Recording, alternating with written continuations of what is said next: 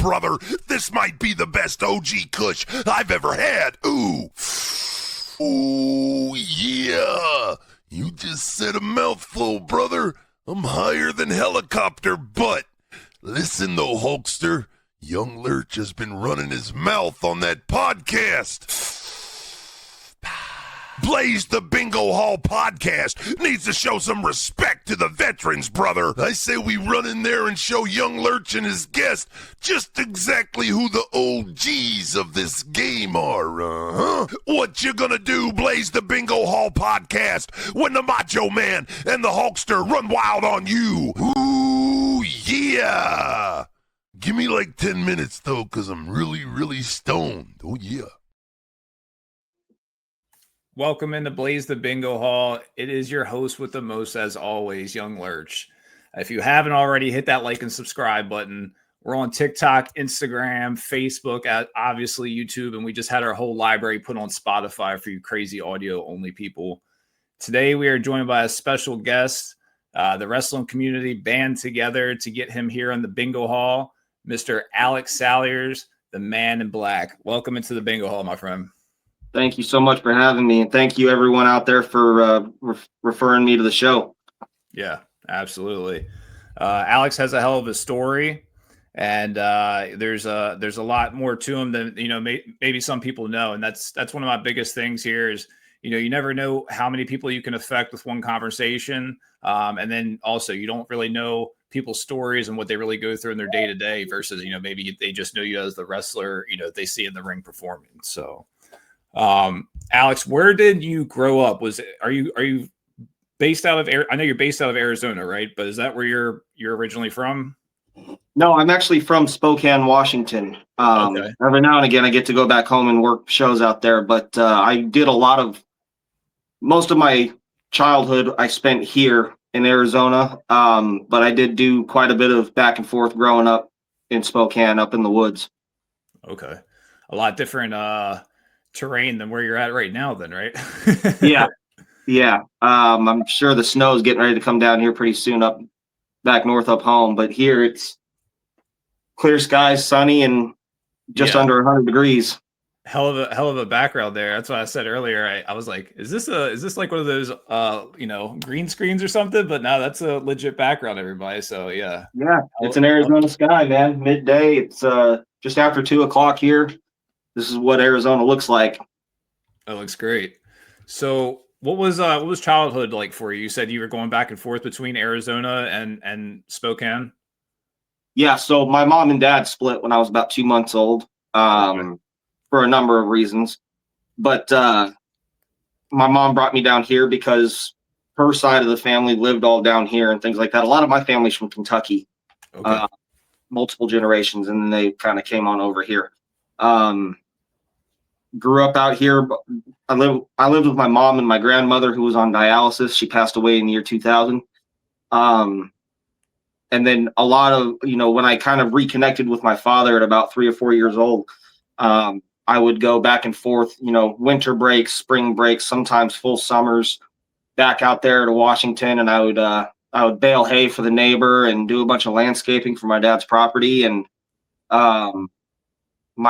my reward was going to the lake with my dad's truck and seeing all the pretty girls in the bikinis. And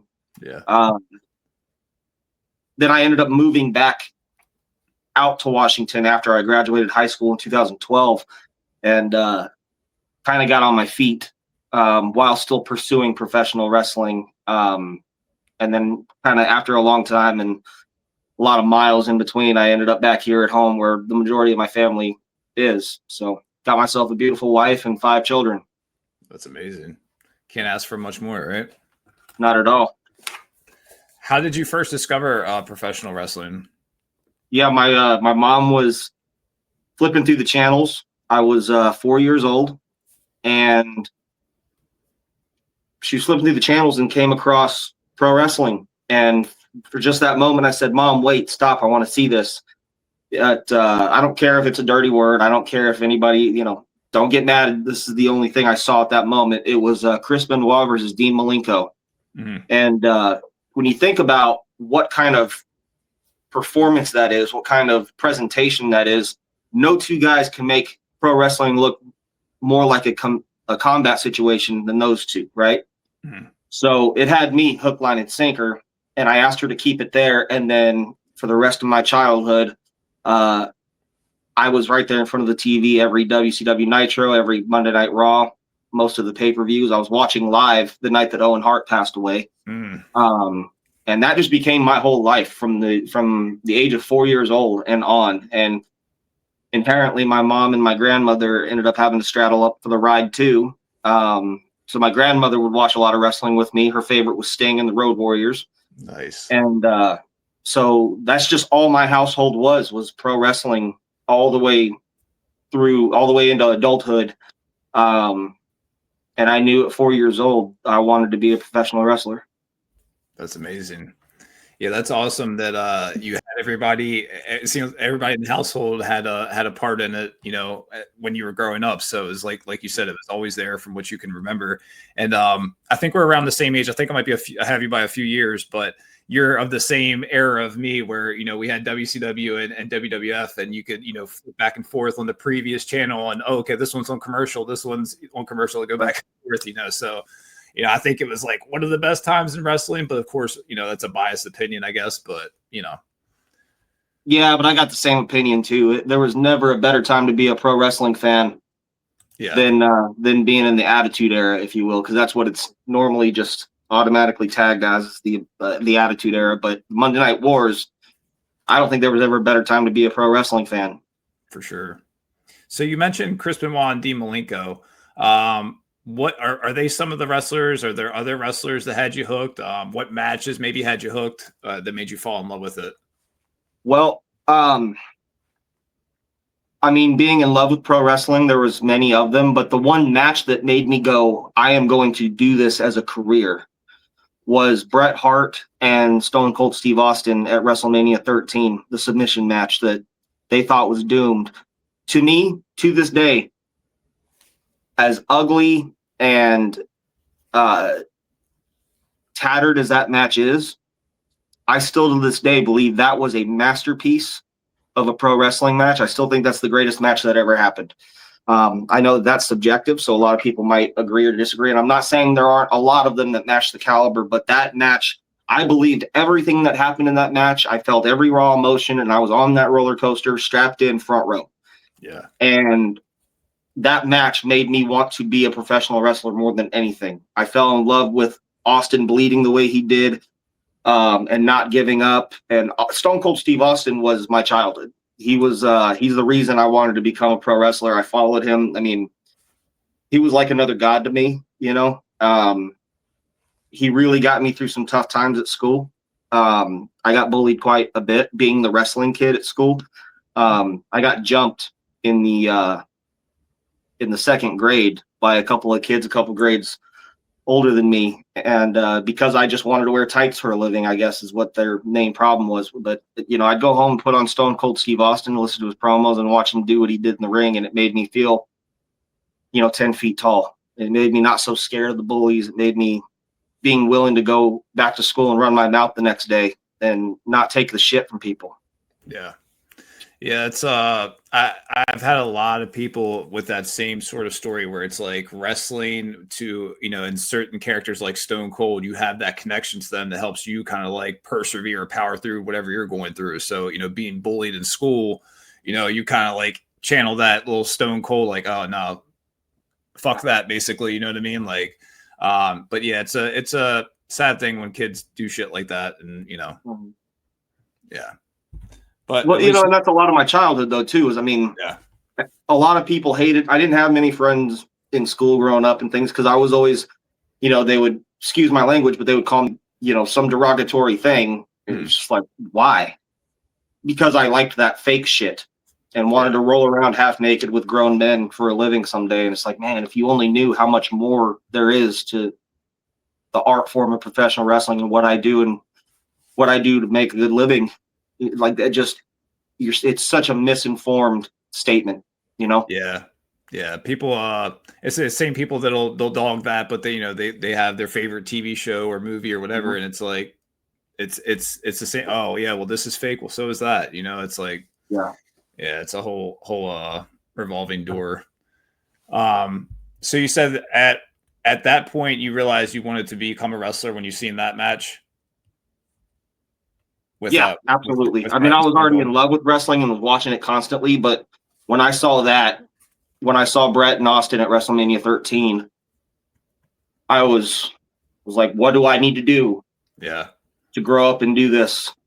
You know, I kind of felt like God put me on this earth to be a professional wrestler. To this day, if I'm having a bad day, if I come home and my wife senses something's off, she'll go throw that match on for me because she knows that's my happy place. Yeah. It never gets old. I know it from the back of my hand. Yeah. It's one of those ones I used to have on VHS back in, early childhood and would play that one all the time over and over again. And every time you'd watch it, you'd be like, all right, maybe Stone Cold, he's going to win this time. You know what I mean? Like, maybe this time he's going to not pass out, but did you have any like local wrestling heroes or promotions that inspired you early on? Or maybe that was, until you actually started getting into the business? It was more when I got into the business, but I have a very odd trajectory into this business. I kind of found a loophole to get in early, because a lot of guys, I've seen classes and I've been in classes where guys, are 10 years my senior getting into the wrestling business. Nothing against that. But I got in at 14 years old. I started in Lucha Libre. Now I'm a couple hours north of the border. So we get a lot of luchadors come across the border from Mexico, and they do a lot of Lucha Libre here. Lucha Libre is a big thing here. But there was a flyer that my aunt saw that they were accepting people into their school. She called my mom and said, hey, I got this flyer. Piranha Promotions, Lucha Libre. They're looking for wrestlers and stuff. And my mom's like, oh, cool. Maybe I can get my son affiliated with them. So when he's old enough, he can join and start, getting started. And we showed up and they're like, no, he's old enough. 14 years old, and I got in there and took my first bump at 14 years old, and I'll be 32 in November. So, I mean, I say it's 17 years affiliated with this business. It's really kind of 15 because I've had some serious injuries that have taken me out of the ring, but I've still been involved in wrestling, even those times where I'm injured and not wrestling. I've helped produce television. I've helped produce referees. I've worked for the United Wrestling Network, Championship Wrestling from Arizona, things like that. So I've always kind of stayed. I've kind of gotten myself to a point where when it's time to hang it up physically, I will still always have a job in the wrestling business. I'll always be employed.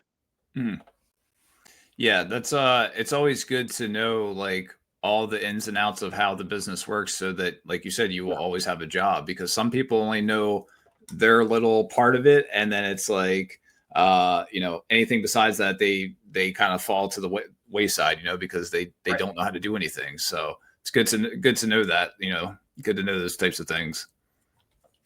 Yeah, as long as you make yourself, if you educate yourself on how to do more than one thing in this business, there's always going to be a demand for you. So I lucked out in that position. Now at 14 years old, I didn't know a damn thing. I just knew what I knew in pro wrestling, but I remember stepping foot inside of a pro wrestling ring for the first time and going, this is where I'm supposed to be. And so you started training at 14. When did you have your first actual match? That year. Okay, so it was 14. 2009 was my first pro wrestling match at 14 years old. I wrestled 4 matches in one night. I wrestled 2 as a babyface in a mask. In Lucha Libre, for those who don't know, it's called a Technico.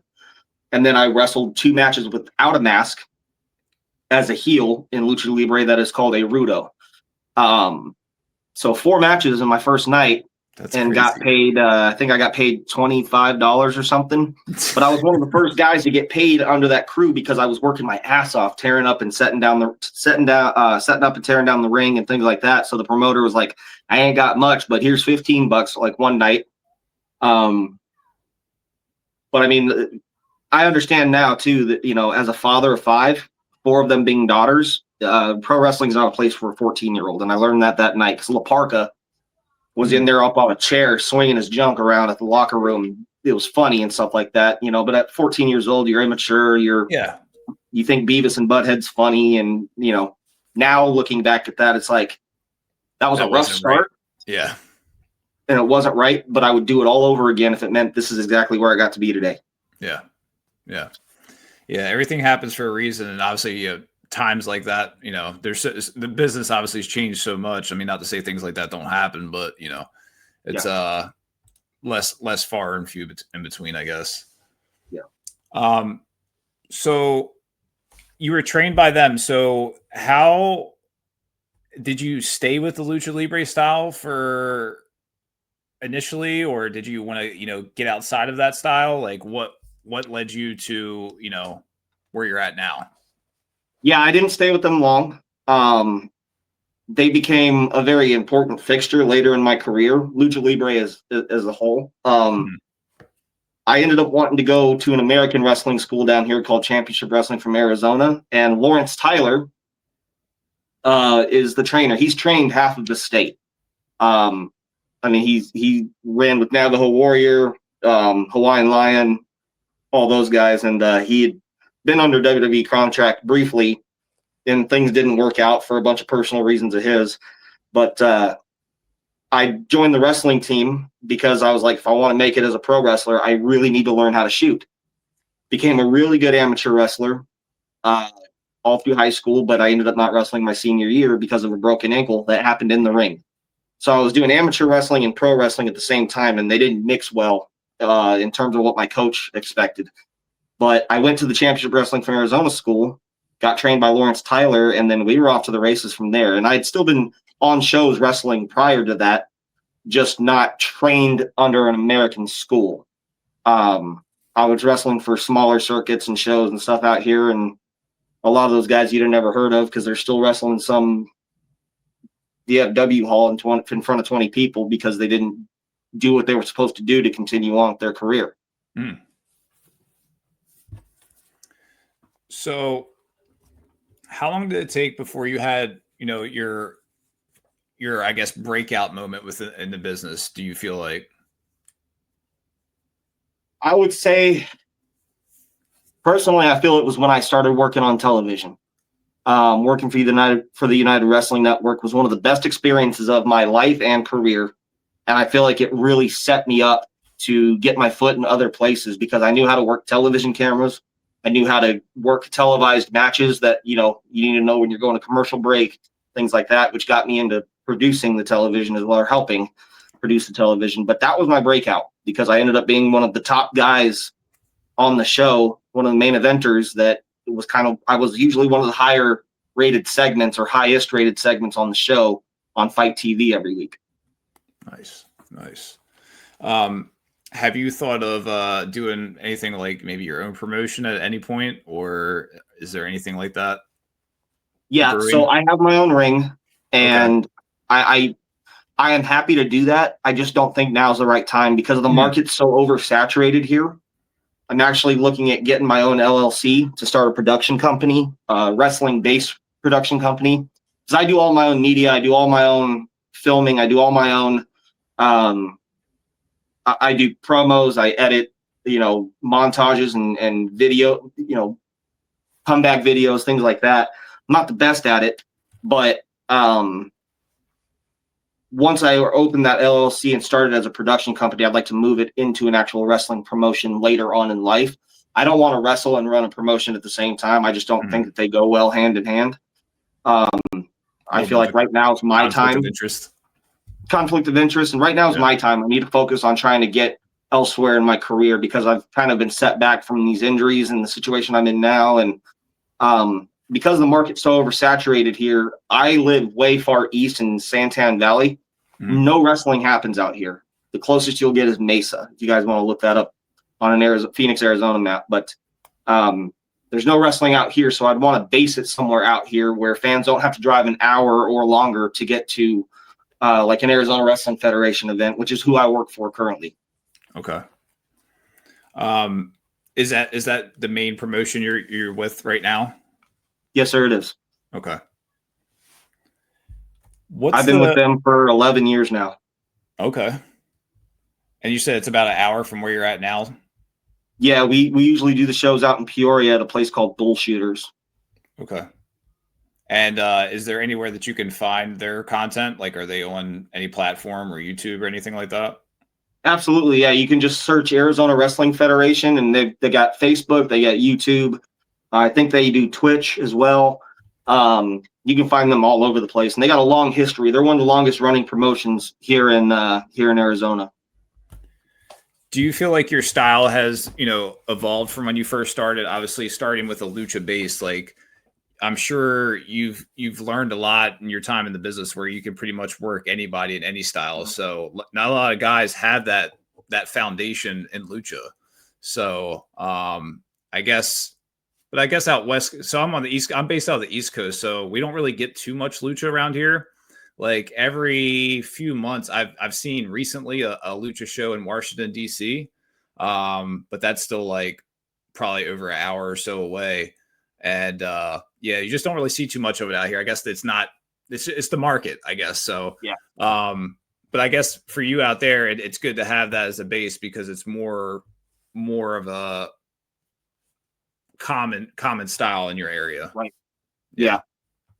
To answer your question directly, yes, my style has evolved immensely, but it's not just from going from lucha to American style. It helped because I'm a guy that can get in the ring and work left-handed in American style. He can tag his partner in who's a luchador, and he comes in, and then I can immediately switch to working right-handed because we work the left in American.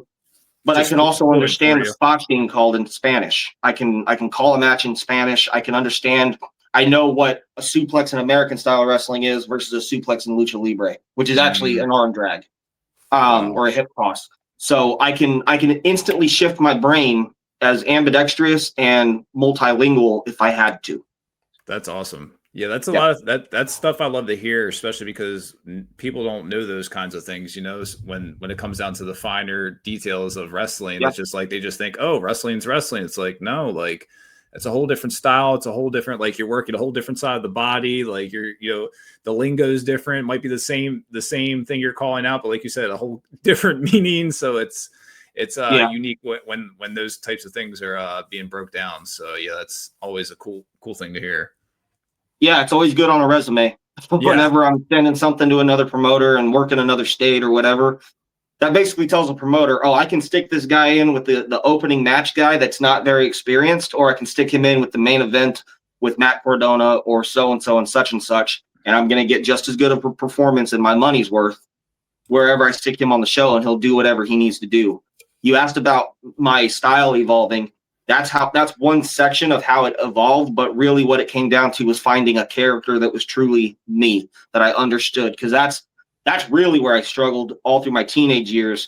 You were trying to come up with something original. You're trying to come up with something that's you, and it's realistic, and it's marketable, and I didn't find that until later on in life, till I was about 19, 20 years old. And then once I finally got that character and understood who it was that I was trying to portray, and it's really just a larger version of me, then my style adapted to that. Would the Man in Black do this, or would he do this? And I really started basing those questions on who I am as a person, the things I say, the things I do. Nothing is by accident and nothing is wasted. Anything I say or do wrestling related is nothing wasted. Yeah, I always love hearing like origin stories or like character development and character work.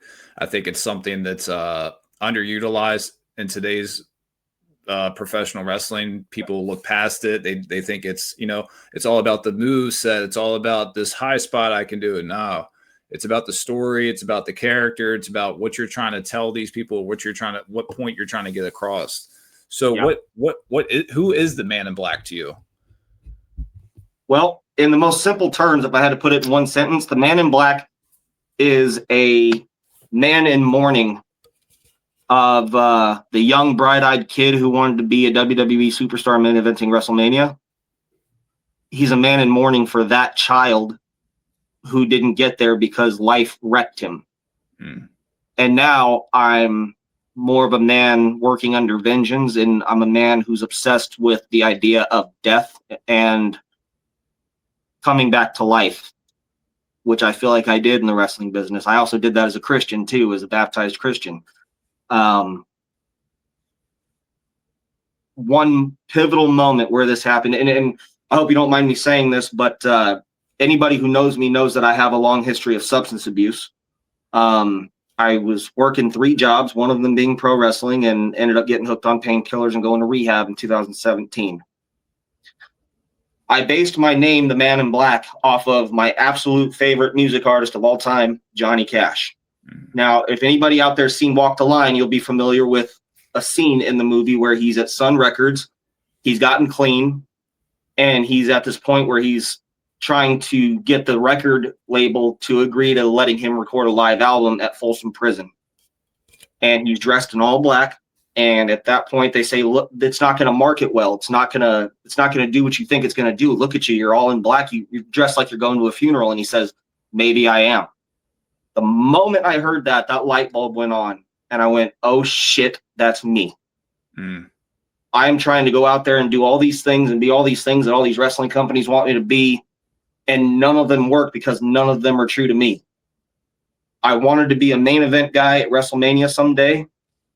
And because I stuck my foot in a bear trap of drugs and alcohol abuse, I'm clean and sober now. I have been just over 3 years now. But because of that moment, I went, I'm the Man in Black. I'm always the guy going to a wrestling show to mourn at my own funeral. That's how that felt. Because I'd walk out there and I'd feel almost empty sometimes because it's like, shouldn't you be here or here or here by now in your career? And then it got to a point where it's like, no. You get a unique opportunity every single time to lace up those boots and walk through that curtain. Doesn't matter if there's 50 people or 500 people or more. You get the unique opportunity to let everybody have a break from real life through your body.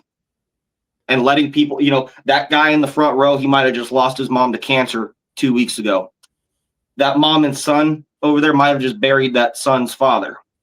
So-and-so is battling cancer, so-and-so is this and that. Everybody's got life going on, and you get to be tension breaker, and you get to be the person that pulls them out of that reality and share yours with them. So it no longer became where should I be or where versus where am I.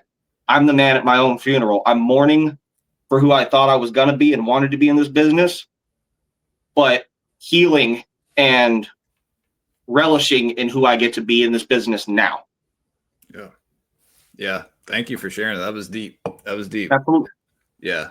But I think that's what probably garners that connection that people have to you, because that sense of realness, it always comes through. Because when you're going through the motions as maybe, oh, this promoter told me to be this character or play this spot or whatever, and if you're not really feeling it, like, crowd isn't feeling it either. So when you are able to connect with them on that type of level, it goes so much further.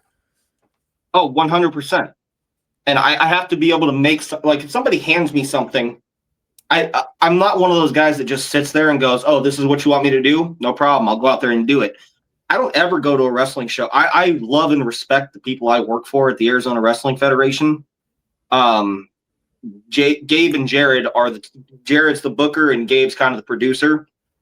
And they say that I'm the Undertaker of the locker room there because I've been there since they started. Mm-hmm. And they know that this is who they're getting. I never show up to a show and go ask them what they want me to do solely. I ask, what do you have for me tonight that you'd like me to do? I'll listen to them, and then I'll say, would it be okay if I added this, or what do you think about this? Or I don't ever just show up empty-handed and bring nothing to the table. Even if they say no, that's okay. Mm-hmm. I just don't show up and be like, okay, I guess that's what I'm doing tonight. My job is to bring something better to the table and incorporate it that fits me. You hear a lot of these guys walking around complaining, going, "Oh, I don't want to have to do this or put this guy over or do that and this." You got a better idea? Mm-hmm. Or did you just sit at home and wait a week or two or a month to show up at the venue and then hear what you're doing, and then you want to sit and complain about it? How about you spend that time watching promos of the guy that you're supposed to work? How about you start watching some of his matches? How about you start watching the build up to your own match with him and figure out how you got there, and then try to add color to the story? Don't complain about the story. Add color to it and make it better. Yeah. Yeah. Those are little nuggets that anyone listening should be taking, because it's a thought process that people aren't thinking about sometimes. Like you said, oh, I've been waiting a whole month and here I am, and this is what you told me to do, and I'm not happy. Oh well. And it's like, never show up empty-handed. People will keep doing that and doing that and doing that, and then they wonder why. Hey, like, I didn't get anywhere. It's like, but you never brought any other options. You never tried to, have a better, solution to what Right. what was going on. But you're stuck in the same position on the road at mile marker 316 and wonder why you never got to 317, never got any further down the road, because you didn't start the fucking engine. Yeah. That's why the tires ain't moving. You brought nothing to the situation but a complaint. Never show up to look your boss in the face and be empty-handed. That's it. In pro wrestling, that's in any job you work, that is life. Never show up empty-handed. Good advice. What's the message or emotion you want to give the fans when you're in the ring? That amongst anything and everything else, wrestling is the most real thing that you'll ever see, feel, or experience. I want you to believe through my facial expressions. I want you to believe when I make eye contact with you that it wasn't a character. It wasn't just this guy that puts on a jacket and calls himself the Man in Black. It was me that looked you dead in the face and shook your hand or slapped hands with your son. I don't want to just be, relinquished down to a character. I want to be the character that grows and comes to life the minute that red light turns on. And I want to be the guy that puts a smile on your face on the hardest day of your life. Because for all I know, the guy in the front row or the 100th row, this could be one of the hardest days of this person's life. He could have just lost his job 3 hours ago, but he still spent money with a check that's no longer coming to see me. This is not just a pair of wrestling boots and laces that go around my feet, and this is not just a leather jacket that goes on my back. I am walking to that curtain wearing those things, knowing that one wrong thing can happen. It could paralyze me, kill me. It could end everything about my livelihood, being a husband, a father, all those things. And I've come damn close. But if I'm going to do it, I'm going to do it spending that moment and that risk, letting you know that what you're seeing is a real human being. Got one take at everything I do. And every take, again, one take at everything. And every take that I make for every match, I'm going to give it to you the best way that I can and in the most authentic way that I can. I try to make myself as accessible to an audience as possible. I never say no to somebody who wants me to sign something. I never say no to anybody who wants a photo. And because I'm a Christian, I want them to know that the Man in Black is not just some evil guy in a jacket. He's a real person who wears a cross around his neck because he has a belief. And I try to show that love and compassion to an audience that paid to give that back to me. They are paying a ticket to give me their emotions. I'm walking out there and I'm giving you my neck to give you mine. I think that's a fair trade. Yeah. Yeah, that's again, that's deep. And that's what I think makes you so well connected to these fans, because of, hey, there's a lot more into it than this guy just showing up to have a wrestling match tonight. Like, there's a lot more thoughts that are put into it. Like you said, this is your life, your livelihood. You are the guy that you're trying to, purvey in the ring. So, I think anyone that gets to, see you at a show, connect with you, like you said, get an autograph, take a picture. It's all for the better. 100%. Have you achieved anything that younger Alex would have thought that is impossible today? Yes, I have. And I assume you're talking about inside the wrestling business, right? However you interpret it. Yeah, I mean, personally, I got clean. I got sober. I married an incredible woman. We've got 5 children together, and I've adopted 2 of them because they were her kids. They lost their father when they were very little, and I've been in their life for quite some time. They asked me to adopt them the night that my wife and I got married. So on a personal level, that's one of the greatest accomplishments I've ever had, was redeeming my life to a point that I could be a reliable husband and father. Becoming an EMT and being able to help people, training with the Phoenix Fire Department and testing for the fire department. I've gotten to go out there and make a difference with people. Inside the wrestling business, it comes down to one single match. I wrestled Alexander Hammerstone at an AWF show that I booked and put together for a young lady named Ruby Ramirez. Ruby Ramirez was a young lady who was battling leukemia. and she was basically residing at Phoenix Children's Hospital battling leukemia. And one day out of the blue, I get a message from her family saying, you're her absolute favorite wrestler. She's there every week to see you. And she's not leaving this hospital anytime soon. It is terminal. And it's her birthday coming up. Would you mind showing up and surprising her on her birthday in her hospital room? And I was so moved and I was so thankful, because think of what that means for somebody, right? Like they could have called WWE and John Cena would have come done it. Look at the Make-A-Wish stuff that he does. Look at what those guys do and the involvement in this stuff. They could have called anybody. But she wanted Instead, to. They called on me. They picked me. You talk about a humbling moment as to what's really important in this business and what's really important about this job. It is not your name on a piece of paper for some contract. It's what you do the minute you walk through that curtain. And I showed up at the hospital, surprised her, and spent the whole day in the hospital in my gear. I showed up in my gear. I gave her everything. And then sadly, she didn't make it. Because we had talked, she said she wanted to be a pro wrestler if she were to be able to beat leukemia and get out of this. I said, well, I will train you for free and I will help you become a professional wrestler. She did not make it. And the original leather jacket that I had, I was so moved by her and her family that I put together a show such a huge respect to all the people that showed up to do this with me. Alexander Hammerstone cleared his schedule to be in the main event against me on this show. Wow. And all the proceeds went to helping them pay for the funeral and trying to give back to them. I was at her funeral and I broke down in tears when I saw a montage over her casket, and several of the photos came up with Snapchat of her taking a photo, me coming to the ring, and the caption says, "Here to see Alex." And so when we did the show to help the family along financially, the family was there, and it was just before Mother's Day. It was the day before Mother's Day. And I retired that leather jacket after my match and gave it to Ruby's mother.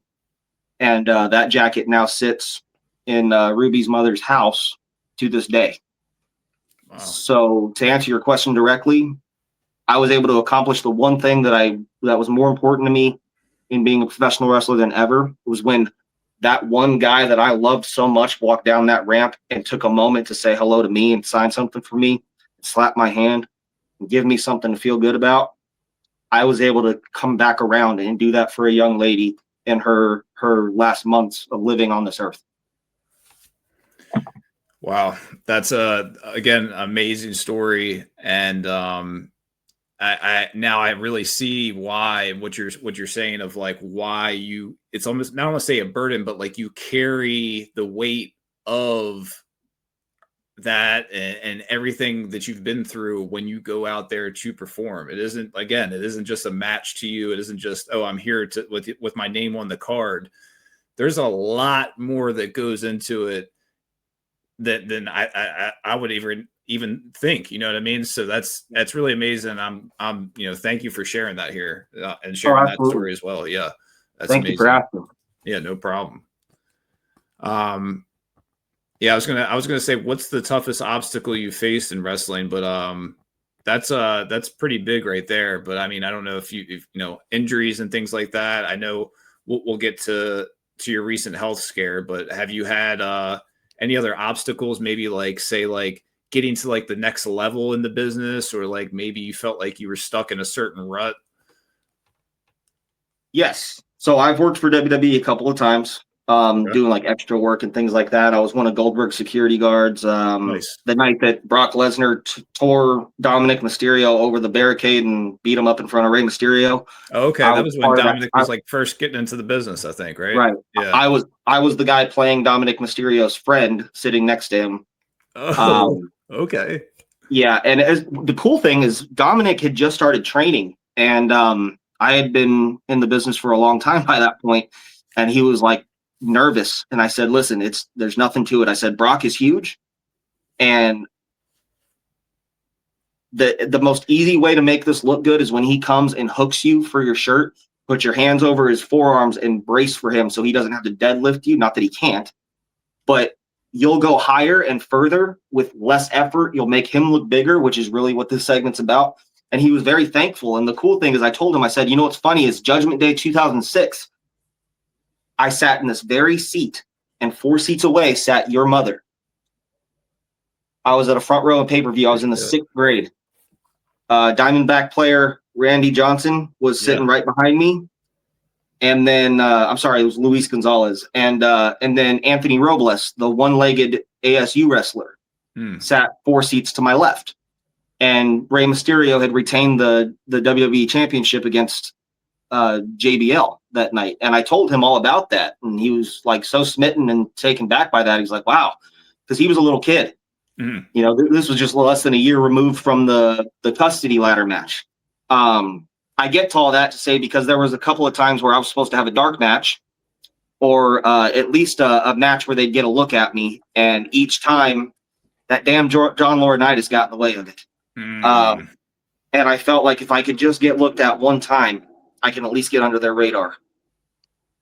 Yeah. And it didn't happen. And quite frankly, I'm okay with that now because again, it does not come down to your name on a contract. I understand that that's what we're all working towards, but the biggest obstacle in my life was being able to not getting in my own way and staying on the road. You know, there was a point in time where I was on the road a lot and wasn't home for my oldest daughter when she was born, and our relationship paid a price for it. It's great now. She's in the house right now, hanging out with her baby sisters. But I paid a price for that because I was putting all my eggs in that wrestling basket that she wasn't getting the best of me at home. And that was my fault. Now I'm not on the road as much. I choose not to be on the road as much because I have 3.5-year-old twin daughters in there, and I'm not missing this. I'm clean. I'm sober. I've done a lot in the wrestling business. I'm thankful, and I'm still going to go back. I'm still doing this. This is my last chance. These are the last 2 kids I'm ever going to have, and I'm not screwing this up. I'm going to do this right. Were there any moments where you thought about walking away from the business? Yes, 100%. When I got clean. I didn't know if pro wrestling was the right place for me to be when I got back, because let's face it, in a wrestling locker room, you can get your hands on just about anything you want. Yeah. But as that was happening, the business started changing at the same time. So now in our locker rooms, these kids aren't snorting cocaine. I'm not saying that it doesn't happen, but these people ain't snorting cocaine and walking out to the ring. These people aren't getting high and going out to the ring or drunk. They're back there playing a Nintendo Switch or whatever you call those things. Listen to music, and then they go out there and do their match. So it's like the landscape changed while I changed parts of my life too. So now I don't have to worry about that. If anything, I've become stronger in my sobriety, stronger in my faith. And now I'm back there coaching younger kids, you know, and kind of helping them along. And that's something that keeps me going back. You know, there was a time where I almost walked away because I wasn't willing to risk my sobriety, and I wasn't willing to risk what was left of everything I lost. And I'm glad that I stuck it out and went back, because ultimately, I'll say this again, I was put on this earth to be inside of a pro wrestling ring, come hell or high water. Is that what kept you coming back to the business? Because like you said, you know, you thought maybe it wasn't the right environment for you being clean and sober. What was that? What convinced you? Was it was something telling you that was what you were made to do, to be a professional wrestler? Because I wasn't finished yet, and I cut myself short because of my addiction problems. I knew that I took something away from myself, and I kind of felt like, no. You need to earn it back, and then when you get it, you need to do better with it. Carry the ball better than you did before. And I have, because it made me go back, and now I'm trying to get back to the business, help these younger guys out, and put these younger guys over, and teach and lead and be a good example in the locker room for these younger guys. Kind of like you said, like the locker room leader, and you know, be able to kind of direct them in a way of like, hey, I've been down that path. I know where it leads. Might not want to, you know, take that direction, you know, and you know, it is what it is at that point. It's up to them to make that decision, but it's still good to be able to know, like, hey, like you can kind of see things coming a little bit before they get there, I guess. Yes, and quite frankly, this is going to sound weird, but to a lot of people, I'm young. I'll be 32 next month. But when you think of my bump card, my bump card exceeds the years some of these guys have been in the wrestling business in totality. Since I've been doing this since I was 14 years old. So my bump card is a lot older than my birth certificate in a lot of ways. Yeah. So even though I'm only going to be 32 next month, like I'm walking around, I'm getting gray in my beard, and I'm kind of walking around like that old guy, even though I'm not really an old guy. There's guys older in this business than me that have done this not even a fraction of the time that I'm helping. And I don't throw that around like weight to throw around. It's more of like, hey, if you would like me to kind of chip in a little bit and just kind of, I'll pull a guy aside and say, hey, don't do this here, do this here. Or here's how you need to do this with your referee next time and things like that. You know, I try to just be a good guiding example. You have more to add than the normal, 32-year-old that may not have seen the things that you've seen. And do you feel like some like veterans may think like, oh, like they talk to you in a way of like, you may not know your way around in a certain, hey, do this, do that. But like, you're like, hey man, I've been around since I was 14. Do you ever have any interactions like that someone may think that because you are what's considered young, like, you might not know your way around or had anything like that happen? Not as much as you might think. I think at this point, a lot of people listen to what I say because there's weight behind it and they know my story. My work backs it up in the ring too. There's a lot of guys that have been in the ring with me. They're like, man, like I learned something just from you calling a match. I wrestled Robbie E from TNA and he came back to the locker room and said, I wish I can work you 7 days a week because I know my career would never have to end. I've never hurt anybody. I'm one of the safest people you can be in the ring with. And as far as like guys kind of giving me that flack and stuff like that, I never force my opinion on people. And I never approach them like, hey, you need to do this. It's more of like, hey, I saw this missing, but my tool bag's full of different tools. And why don't you take this one kind of thing? It's like they don't take it as I'm coming down their throat trying to make them do something or trying to tell them to do something differently. I approach it more of like, hey, I noticed you might not have done this or knew how to do this. Here's a tool that'll help you. Yeah. I'm more of like the guy that'll just hand you the tool that you're missing and, keep it for as long as you need. I've got more, So I try to be very cautious with my approach. So because of that approach, I don't get that as often as you might think from younger or older guys. And a lot of times I get the backup from other guys that have been around longer or just as long. They hear me say it and they kind of put a stamp of approval and second me on what I said. This guy knows what he's talking about. Yeah. That's more of the response I get nowadays. Cause a lot of our locker room, there are so many young men and women in our locker room. One of them came up to me recently who just graduated from the school and he goes, dude, I was watching you on TV when I was 15. And he's like 23 now. I'm like, okay, cool. And then the next line out of their mouth is, I hope we get to work together soon. And there's been a couple of them that were working so hard. I went to the promoter and said, hey, you don't have me doing a whole lot right now. Put me in the ring with him. Let me help him. If this is going to be your guy in the next 10 years, let him get a win over me. Yeah. Because if he beats me, then everybody's like, oh, this company's sticking with this guy. Mm-hmm. You know what I mean? So I try to also be a handy tool for the locker room to utilize and elevate. Yeah.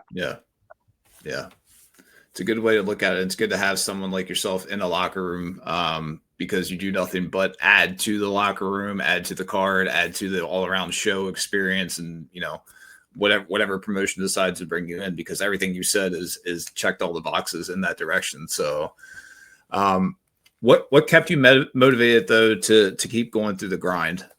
Like you said, I guess you knew that this was for you. You knew that this was going to be what ultimately you were always going to do, right? Right. The biggest motivator for me in recent times was the fact that my kids are all but 2 kids. They're getting old enough to hook onto something that's important to them in life. My son wants to go into engineering and robotics. He's autistic. Mm-hmm. But we're looking at switching his schools because he wants to go into engineering and robotics. And my middle daughter is dancing, and my oldest daughter is playing piano, violin, and she wants to get a music scholarship. So now the biggest supporter for me, or the biggest motivator for me, is like, okay, my kids are all old enough to start manifesting a dream for themselves to work towards. I can't be a quitter and walk away now. because my kids are getting old enough to come to shows and watch what dad does. They know the wrestling community. The fans that come to every single show know who my children are. Now the biggest motivator is like, you got to show them what it takes. You got to show them what sacrifice means. You got to show them what diligence means. And you got to show them what it looks like to be a reliable source.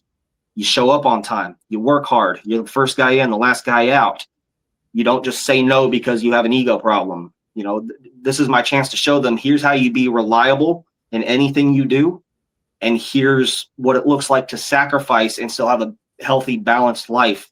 For me, it's reading the Bible, raising my kids, being at church on Sundays, and still showing up to all my obligations and being a reliable person in all of those measures.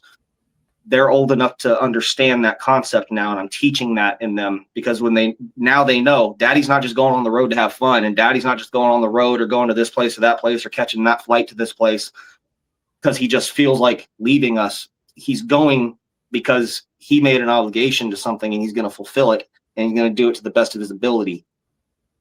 And then he's going to rush home as fast as he can to give us dad back. Yeah. He's going to go let the fans have him for 15, 20 minutes, and then he's back on a flight home, and he's back in our arms. He's balancing our life out because we're such a huge priority in his life. We're the first priority in his life. But fulfilling his dreams and his obligations, he will make sacrifices to do those things for everybody else's sake too.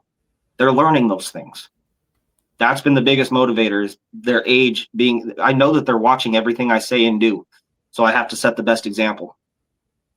Yeah, that's what I was going to say, leading by example. And that's all the motivation you need right there, is to know that, hey, they're watching everything you do. So you got to do everything you can to, you know, I guess be all you can be the best dad. But yeah, that's amazing.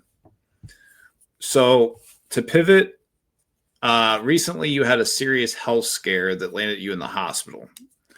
What happened? From what I know you were, I think, scheduled for a show, and it happened that day, I believe. So I had been hospitalized twice. Okay. The first one, I was sitting in my living room, and out of nowhere, I had a seizure. I've never had one before. And I stopped breathing for over 2 minutes. My wife essentially thought at this point I was dead. And no history of anything like that before. Nothing. Not one time have I ever had a seizure in my life. Went to the hospital. They released me at 2 or 3 o'clock in the morning. I can't drive for 3 months. I can't work for 3 months. I can't do a number of things for 3 months, especially because they have no answers as to what caused it. 10 days later, my wife drives us to Walmart, and I was walking in to grab some Halloween decorations and fun craft stuff to do with my kids. And she didn't want to unload all the kids and go inside. So she's like, we'll just wait here for you. I go in, and then she gets a phone call from my cell phone as I had just come out of a second seizure. And the security guy in there was on the phone with my wife saying, he's in here in this aisle. He just had a seizure. And then I'm getting taken out by the same paramedics that were in my house 10 days prior, rolling me out on a gurney. And then that time they transferred me from an emergency room to a level 1 trauma neurological center. And then I'm still going through all the testing now. They feel like the two major contributing factors is the fact that I was a severe nuchal cord when I was born. I had been strangulated on my way out of my mother's womb with the umbilical cord wrapped around my throat. I came out blue, and way overcooked. I was in my mom's womb for too long. I surpassed the due date by a lot. So I came out calcimized. My lungs were infected because I'd been swimming in urine and feces for 3 weeks. So I'd burst that sac in there. And so it was a pretty traumatic birth. And then I also went years and years and years with severe obstructive sleep apnea with no help.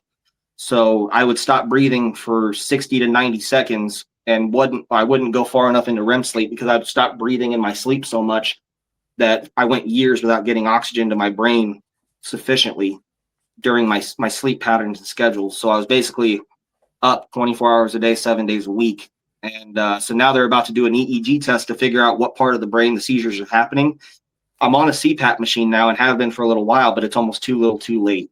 And then the biggest concern that they have is CTE, because I've had a number of severe concussions in the ring. And then the second seizure I had, I went down and I was busted up pretty bad too. I had a concussion out of that. And they don't know anything that's sparking these seizures. I guess it just comes out of nowhere. Correct. Yeah. I've only had 2 so far, 10 days apart, but in 48 hours, I go in for an MRI, and the following day I have a 2-day EEG scan where they hook electrodes up to my brain. So this week is going to be a heavy week for testing for me. I'm being told that it's not wise to go back to pro wrestling.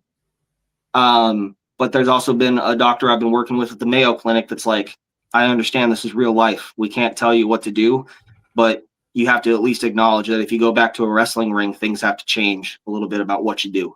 So that means probably no more chair shots to the head. That means probably no more landing on concrete, diving out of the ring. You know, I'm not saying that certain things won't still happen. I'm not at all saying that you won't get every ounce of the Man in Black that I have to give you. But I do have a family to think about, and I will have to change a little bit more of, and I liken it to what we saw as Stunning Steve Austin when he was with the Hollywood Blondes, him and Brian Pillman in WCW. You saw him doing drop kicks off the top rope. You saw him doing a lot more agile stuff. But then when he became Stone Cold Steve Austin, the Texas Rattlesnake, he was throwing punches, kicks. You see the Luthez press and a stunner, and it was over. Mm-hmm. And he sold more tickets doing that than anything he ever did prior. So I think we're going to be okay. That's what I was going to ask. How did this experience change your outlook on life and wrestling? Obviously, wrestling is I would assume is an afterthought when your life is put into perspective. So I guess that you're trying to get through everything and still trying to find out what's going on, and we're still in the middle of that process. So that's the ultimate need to know right now is what's going on and I'm happy to come back on the show here probably in the next month and give an update too. It's going to be a couple of days before the testing happens, and then it might be a couple of weeks before I get full results. They have to take slices of my brain and get high resolution imaging off of it to figure out what part of the brain this is happening in and what's causing it.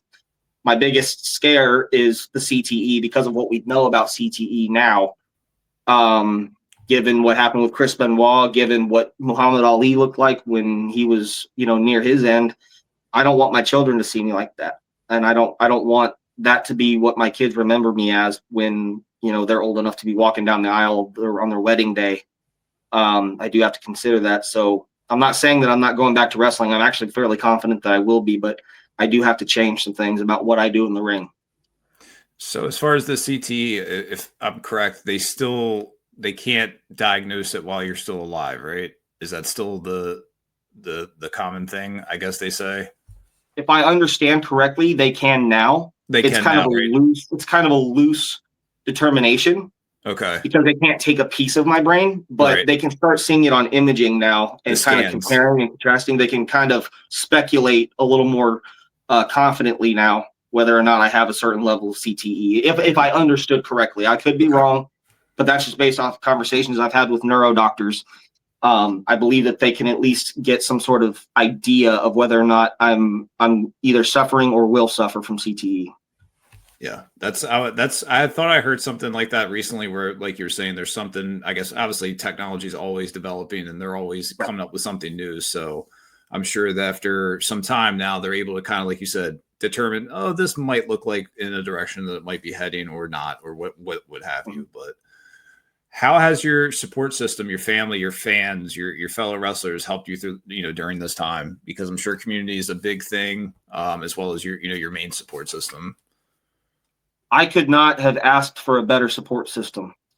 Rudy Rogers, who wrestles down here for the Arizona Wrestling Federation, actually debuted the same year I did. He's been in the business just as long as me, and he's about my age anyway. So he's one of the only guys that I know that has the same trajectory story as I do. He was at the hospital with me. He showed up just so I wouldn't have, because I sat in the hospital for 3 days by myself. And he showed up and just sat with me and watched TV just so I wouldn't be alone, talked wrestling with me, and even offered to be my first match back because he is familiar with seizures. So he knows what to look for in somebody who's about to have one. And I'm very grateful for that. And Rudy, if you're watching, thank you very much for doing that. You have no idea what that meant to me. Some of my friends, one of my best friends from my church, his name is Derek, and he's the one that baptized me. And he beat my wife to the hospital on the second go round. He told the staff that he was my brother, and that's how they let him through. Otherwise, they wouldn't have let him through. But he beat my wife to the hospital, so I was surrounded by a bunch of people from my church, him and two others plus my wife, when I kind of finally came to. But ultimately, my wife has been my rock. She understands me. She understands my life as a pro wrestler because my wife was a professional wrestler. Really? She's 12 years older than me. And she used to work for the original Impact Zone Wrestling, IZW, down here, which is a huge company. She understands my life as a pro. She is no longer wrestling. We made a decision when she got pregnant with the twins that only one of us can continue, and that was me. But what she is now is she is basically my PR manager. She makes all of my merch. She puts me up on prowrestlingtees.com. She sells all my stuff at the shows. She carries all of it. She gets payment methods taken care of. She is like my teammate. You see the man in black is the guy who walks out there in the jacket. You know who the man in black really is? She's behind the man. Yeah. It's the woman behind the man in the jacket. Yeah. That has a lot of the strings attached to the puppeteering stick. And she is the best teammate I could have ever asked for. She is the best wife God could have ever blessed me with. Sin Bodie, if you guys know Sin Bodie, he actually made me and Amber's wedding cake toppers as action figures. He made an action figure of me and her when she was back at IZW. But she's my biggest support system. And she has come through for me so hard. And the Lord has blessed me a lot. The Lord has come through for me very hard too. He has shown up for me constantly lately in times of need, times of fear, times of uncertainty. His comfort has shown up in my life a lot. It's amazing. You couldn't ask for more, to have a support system like that when you're going through, something as such that you're going through, because, hey, to be able to have that, people show up for you, like you said, just to be there to comfort you. That's a good thing to have. 100%. I got very lucky. Yeah. Is there any lifestyle or, training changes that you've had to make since you've been going through the medical issues? Right now, nothing. Everything's just kind of put on hold because I can't go anywhere. I can't drive. I can't go do my job. This could happen out of nowhere again, right? Yeah, it's actually state law in Arizona. If you have a seizure, you cannot drive for 3 months. Wow. So if you're caught driving after having a seizure within those 3 months, you could be looking at jail time. It's state law. So I'm on a medical leave, an active medical leave, FMLA currently. I'm not being paid currently, which is going to be a little difficult with 5 kids. But like I said, the Lord keeps showing up for me. So I'm staying very busy. I'm not a lazy person. I can't sit here and watch TV all day. I can't just sit around and do nothing all day. So last week I was out underneath my wife's truck changing the oil, and my twin daughters were underneath the truck with me, just spending time with daddy and learning how to change the oil. And they came out dirty and greasy, but it was good time spent. Yeah. In a weird way, I'm actually very thankful for these 3 months because now I get to really be home and be dad only dad. I don't have somewhere to punch a clock. I don't have somewhere I need to be except for right here with my wife and my children. And so as far as training and diet and all that stuff, everything's just kind of put on hold. I'm just kind of maintaining what I had. And then once by state law, I'm allowed to drive and travel and do things. That's when the conversations will start up of when I'll be returning, how I'll be returning, against whom I'll be returning, and then going back to the gym. I can still do some things here, but in terms of the heavy cardio that I try to make sure I do, I'm going to need to go back to my gym for that. Yeah. So how are you feeling physically, mentally coming out of the health scare? Do you feel like do you feel like you're at 100%? But obviously, at any moment, that could happen again, but or are you still feeling hey, not 100% there yet? I'm not 100% there yet. The main issue I've noticed I've been having are memory issues. I could walk into a room, forget why I walked in there. A lot of the times I'll be in the middle. Maybe I should have said that before. If I seem like I'm scattered and all over the place, that's part of why that is. And to all of your audience, I do apologize. My brain is very fuzzy and scattered right now. Sometimes I'll be in the middle of a sentence and then my mind just goes blank.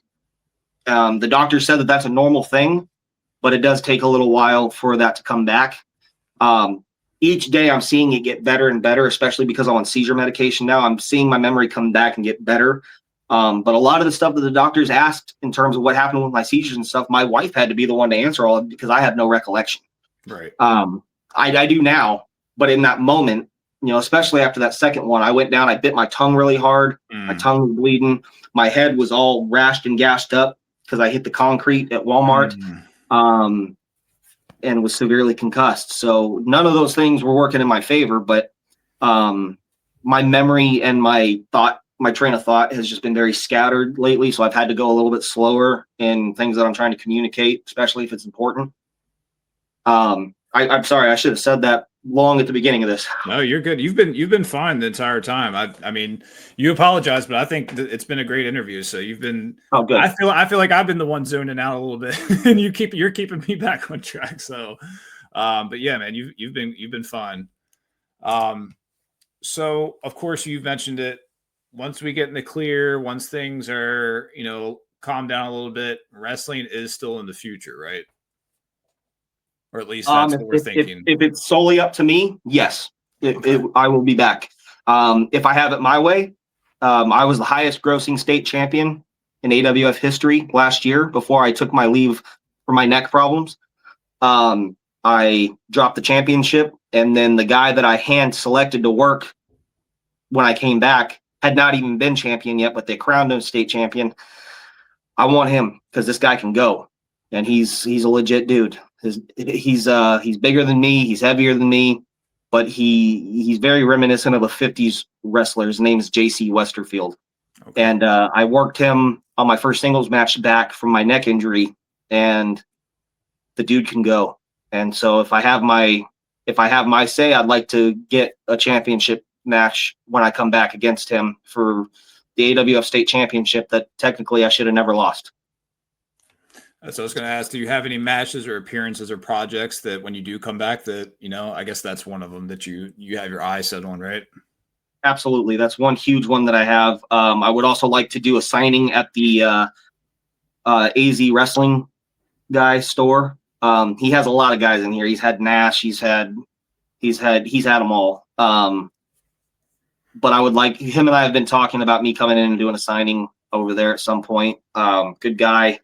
Good love for the business. I would like to at least come back and do it because then I can be a little bit more intimate with my audience too, who come in and get things signed and say hello and sit down and talk to people rather than go out there and, do what I'm doing inside of a wrestling ring and then trying to catch my breath and settle down and be with them after a show. Sometimes it's a little easier of a setting to do that. Yeah. When you have all that adrenaline pumping and you're trying to focus on what they're saying, you're like, I'm on another planet right now. That's right. Yeah. Yeah. How can fans support you right now? Merch, shows, social media, otherwise? Yeah. So on Instagram and Twitter, it's just Alex_Salyers93 or at Alex Salyers. I'm the worst guy for social media. I don't understand it. My wife has to do it all. Alex Salyers on Facebook. You're going to see a mixture of wrestling and then just me as a person. What's going on at church on Sunday and things like that. I'm pretty open in that regard. And then if you contact us through social media and things like that, we're going to be putting up an online catalog here shortly. My wife over the last week has actually been cataloging every item of our merchandise. I do think I'm one of the best and most diversified merchandise sellers in the independent wrestling circuit, especially out here in Arizona. Get that money, man. Yeah, and the next big thing that I'm working on, the next big project, I wasn't going to say anything out loud, but the next big project is I'm in talks with certain people and going through certain channels to start making my own cigar line. Nice. And I'll be one of the only pro wrestlers on the independent circuit selling my own cigar line. Is there any particular flavor or anything? Is this going to be your personal selection or your choice and all that? Yeah. There's going to be more than one option. Not too much of a cigar guy. I mean, obviously I'm a weed guy. I spent 6+ years in medical cannabis, but I started smoking a long time before that. So I used to smoke blunts and cigarillos and stuff like that. So I don't mind a cigar here and there if it's, decent. So maybe I have to snag one of the, do you have a name yet? You have a name or are we going to keep that on the down? Yeah, I've got a couple of ideas, but nothing that I've committed to yet. There's one name that I came up with to honor my uncle, who was one of my biggest supporters. He was my weight trainer for a long time. He passed away several years back, so I have kind of a situation that I want to talk to his wife about and make sure she's okay with. But I wanted to do something to honor him because he was a huge cigar smoker. And then something a little bit more atoned to the Man in Black's character and things like that. Nothing's been fully decided yet. More so, it's been more of like, what kind of cigar do we want to have? One's going to be dark and leathery. The other one's going to be probably sweeter and lighter and things like that. Kind of figuring out what would sell better and what people like, what on the market would be closest in comparison. And will they be produced in Arizona as well? They would be, yeah. Okay, nice. Yeah. So if anybody's got any favorites out there, and I'm seeing a trend in them or something, and you want to throw it, throw it at me in the comments here and tell me what you like. Maybe I can figure out a way to kind of make everybody happy. Comment what type of cigars you guys like in the comment section, and when we have Alex back, we'll definitely see what we got cooking up at that point. But I got a few more here for you, Alex, before I let you go. If your career, oh, hold on one second. I got one. I skipped one. What message would you like to give to those who've been following your journey? If a guy like me can fail and fall flat on his face the way I have, and then still experience the Lord's grace the way I have, and be reborn and stand up, dust himself off, embrace forgiveness, embrace grace, and embrace tomorrow. If I can do that, you can too. Doesn't matter who you are, what you're doing. Somebody out there loves you, and somebody out there is willing to wrap their arms around you and forgive you for whatever it is you think that you did that you don't deserve what you want in this life. I am a beacon of that. For a guy who was hooked on pills, drinking himself quite nearly to death, and then getting sober and clean and finding my way back to the Lord, you can too.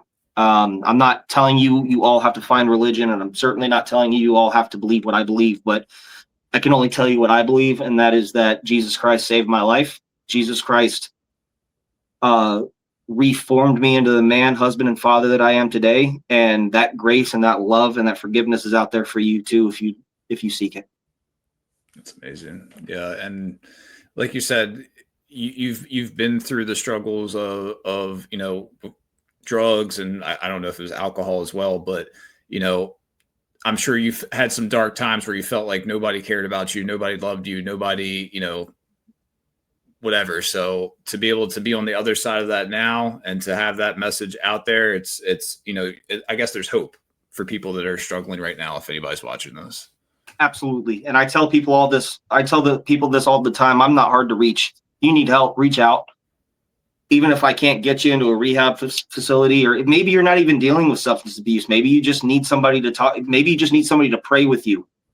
I and many of the people that I work with in and outside of the wrestling business would be happy to do that for you. I tried to commit suicide in 2021. I drank myself half to death and was so ashamed of myself and what I had become. I tried to run a skill saw through my arm. This has been pretty public now, so I don't mind talking about it. But I was moments from death. I was bleeding out. I severed both arteries, both veins in one arm. I don't know if you could see the scar there, but my arm was kind of deformed. Wow. But my wife pulled my belt off and used it as a tourniquet to save me from bleeding out. And thank God I didn't lose my arm, because I missed the medial nerve by that much. If I had hit the medial nerve, they would have amputated my arm. But I was that fed up with my own life and what I had become. And the Lord gave me a second chance. You want to believe in miracles? Believe in that one. We weren't here to see him heal the blind. We weren't here to see him walk on water and turn bread into wine. All of those things are documented in the Gospels. But if you want to see a miracle here on this earth, look no further than me, because God used me for that. So just know that there's a chance for tomorrow if you're willing to work for it and fight for it. It's worth it. It's amazing. Thank you for sharing that. Absolutely. I hope that helps somebody. If your career ended tomorrow, what would you want to be remembered for? I would want to be remembered as the guy who, when the baton got passed to him, he didn't forget to come back around and pass the baton to the next guy back and help him up the ladder too. And I want to be remembered for the guy that just wasn't the guy in a black cowboy hat, black leather jacket. I was the guy that went out there and gave them the most real, authentic version of professional wrestling that exists. Not here, but from here. Pro wrestling is not a numbers painting. It is the Mona Lisa painting of art. And I gave that to him every time I walked through the curtain. Last one I have for you, Alex, is what advice would you give to younger wrestlers or anyone who's fighting through adversity right now? Teddy Roosevelt once said, and I won't give you the whole excerpt, but he wrote something out and basically said that people are always going to scoff and mock and deter and lament the person in the arena doing the fighting for his own life. But they're never going to be the ones that put the shoes on and get in that arena and fight next to you. They'll always have something to say from the stands. They'll always have something to say from behind you. But they're not doing what you're doing right now because they're not going through it. Teddy Roosevelt wrote this, and it's called The Man in the Arena. And his main focus in that whole excerpt is when you're the one in the arena fighting, you may not have anybody besides you cheering for you. You may not have anybody doing anything but mocking you and lamenting you. But those are usually the people who can't put your shoes on and fight through what you're fighting through right now. Round it out and keep going. You've got nothing but your own merit, your own balls, and one person standing beside you. And it's none of these people outside of the arena from the stands hoping you fail. I love that. I feel like it's even like you're talking to me right now, because there's like, since I've started this, everything's been pretty great, but recently there's been a lot of like hate coming my way and stuff like that. So it's kind of like it was just really resonating what you just said right there. You know what I mean? Like the ones that are not in your arena, the ones that are hating, like they'll never be able to lace up those boots and fight with you and do that. It's like that just, man. Because you know what? It takes a special person to do what you're doing who can be patient with a guy like me who is not very technologically savvy. I have problems with my microphone. I have problems with the way my camera's setting. Most people would look at a guy like me and go, this idiot doesn't know what he's doing. And he's in the wrestling business. He's in the entertainment business. But you, on the other hand, were patient enough and kind enough to work with me and bear with me and help coach me through it just to even have this interview. Those people out there in the arena don't have the same patience and continuity that you do. So you're the man in the arena. Keep going. Yeah, that's awesome. One last thing I'm going to say, Alex, is the wrestling community, they've really rallied behind you. So people are genuinely sending love, support, well wishes for your recovery. Everyone cares about you, and they can't wait to see you back in the ring when the time is right. I was contacted about your story and wanted to give you this platform so that you could share this journey, your situation and your message directly with fans and, who've been out there rooting for you. So I just wanted to end our interview on that note. If there's anything else you want to tell the fans or the community or anything, last messages you want to say, let the people know.